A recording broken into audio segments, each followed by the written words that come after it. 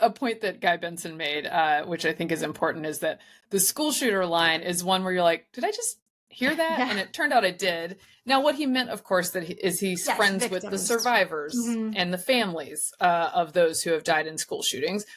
We can all goof on that a bit and understand that it's a misstatement. What's not a misstatement are his lies about his service, are his lies about being in Hong Kong during Tiananmen Square, which he was completely flat-footed on last night. That's something that's been reported, where it turns out he was home in Nebraska during the Tiananmen Square riding day. his bike.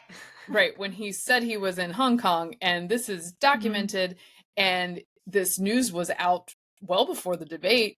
He could have anticipated a question on it and come up with an answer, but instead he froze, because the answer is he lied about it, and he just said, well, I'm a knucklehead. And that's not sufficient even for those moderators who were big fans. And that's another way, like, Democrats, I think, are disadvantaged sometimes by media kid gloves, because he didn't anticipate the question, because he thought they'd be nicer to him in that moment. I think he even got a follow-up, which we don't have to hold a funeral. We don't have to hold a funeral for the idea of the follow-up question, apparently. And I don't think he anticipated that, and he hasn't practiced taking tough questions. Well, he doesn't feel like he has to, right? All the interviewers are going to be on his side and want him to win and have him portrayed in the best possible light.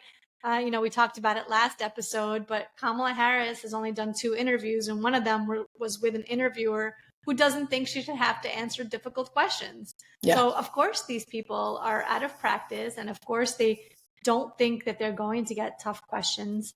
And it showed. It really showed.